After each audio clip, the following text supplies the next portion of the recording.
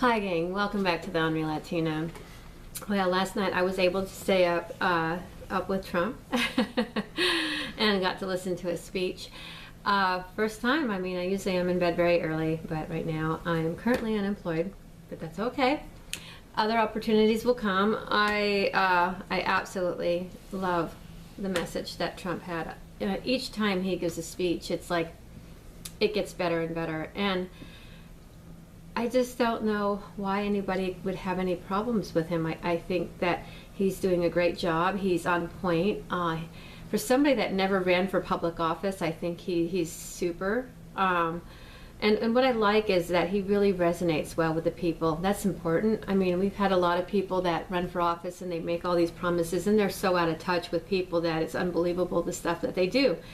I mean, it seems like yesterday when we had a really horrible recession, and it was the start of a recession before Obama got in there, and George W. Bush was giving a stimulus money to fight global AIDS. I mean, I think it was something in the number of $750 billion, because Bono, a socialist, a musician, came to him and said, we need to save the Africans from global AIDS. So on the way out, we're really dealing with bankruptcy and trillions of dollars in debt.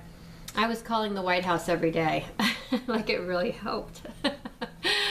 So anyway, on the way out, he gave a stimulus package to the middle class Americans, and oh wow, I think I got like a $400 check or something, and I went back and had a vacation and spent it on an airline ticket to go back on 4th of July to see some friends and piss my money away. But I mean, like a big whoop, it was like $400. But anyway, it was my first vacation in a long time. It was my last vacation that I had. I haven't had a vacation since W. I'm you know what, Bill? I'm ready for a vacation. I just don't have any money. I hear you. Either you have the money that you don't have the time, or you have the time and you just don't have the money. It's just, it'd be nice to have some time and money. Anyway, and that's all we could ever wish for. The thing about it, what I really liked about Mr. Trump, and I think it's very racist when we make an agenda out of lying to the American people. Every time we support illegal immigration, we support a lie. And the reason we do is because we allow people to come into this country to be unaccounted for. We allow them to work here, but they don't have any rights. We allow them to work here in really horrific conditions. We allow for them to not speak the language. They can't learn the laws, or they don't know how to advocate for themselves, and they will accept these deplorable, horrible conditions because they don't know any better, because they come from socialism. And this is why it's wonderful to come to a free country, right? We come to a free country because we have laws. We have laws that protect the people, the rights of people. So if you're illegal, you're not going to get the rights, and these big companies know this. So the liberals make an agenda. They make a false agenda about saving the illegal aliens, but really their agenda is about promoting criminalization in this country.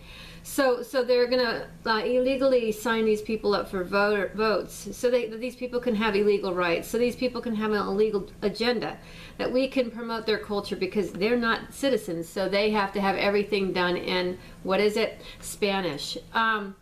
It is a huge business, and we spend billions of dollars printing information and government information and teaching classes to the Hispanic kids, because these kids are what do you call anchor babies. So we want to bring them along in both languages, because they're not of the American citizen, but they're not of the Mexican country either, but they're a dual citizenship. And this is okay because these people are coming here illegally. But these are the only people that do that. So anyway, long story short, Bill, I feel like betrayed, because I feel like we're living a lie, and I feel like Mr. Trump is the only person that's really telling the truth here, and he's being called a racist and then being compared to these white supremacist people, which really, I mean, I googled that, and what percentage of people are white supremacists? Like, was it 2% or something really low and ridiculous? But you know what, it was so minimal, 0.5 or something like that, but it was such a small amount that it was like the way the left is painting it. It's like we are all racist because we don't agree with their illegal immigration. They want open borders. They want this country to collapse. They want bankruptcy. They want to spend, spend, spend, spend, spend. And we have to cut in and say, you know, enough is enough, because you know what? Our military needs to be beefed up. Our military men need to be safe. We are allowing them to fly on faulty equipment, not enough training.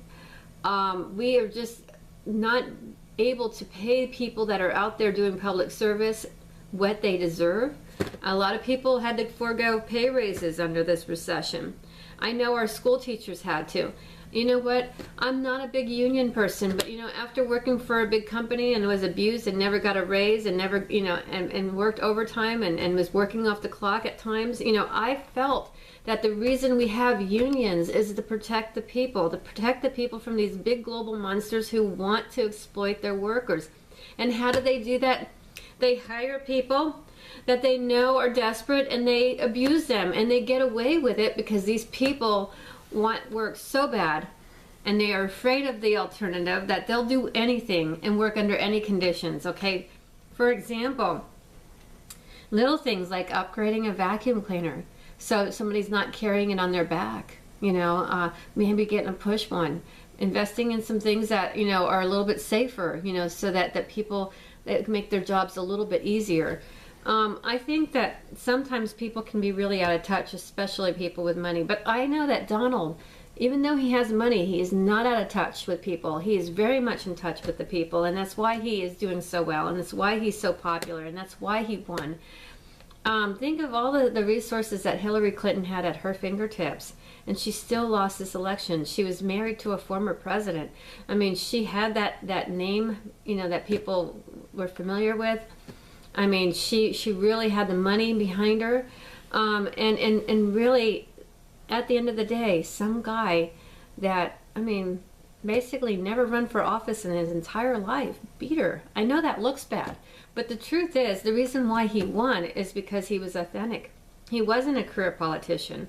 He wasn't a lawyer. He wasn't somebody that went around and made the rules and laughed over some of the mean things that were done, like when Hillary Clinton represented a criminal that raped a little girl, you know, and laughed about it, you know, as he got off. But, you know, I think that sometimes people make up stuff about other people that are not true, and they do that because they feel threatened. And I understand that, because you know what, the better you are at a job and the better you are at doing something, and the more you speak out for what is right, the more of a threat people are going to see you as. So I understand why the media is making shit up. I mean, they're scared. They have an agenda, and it's not for the American people. Because if it was, they wouldn't be promoting and touting illegal immigration as rights, you know, because nobody has the right to go and bombard a border of another country and demand everything to be in their own language and demand free stuff and not carry their weight, you know, and basically forge their signatures every time they vote illegally. And we have massive voter fraud here in the United States. It's massive, but we never even investigated it yet. And you know, instead of investigating the fake news, I wouldn't mind throwing some money towards Trump to investigate the fake votes, because there's going to be a lot of them, Mr. Trump. And you have another election coming up, and you're going to be surprised, because without those fake votes, they won't even come close to you. They won't even touch you. So with that said, keep up the good work, Mr. Trump. I don't think the media is as big as you paint it out to be. I think that, you know, the people and the voices are much stronger than the media, and we're going to put our words out there, we're going to put our blogs out there, and we're going to say our say, and we're going to make America great again, because if we don't, nobody else will.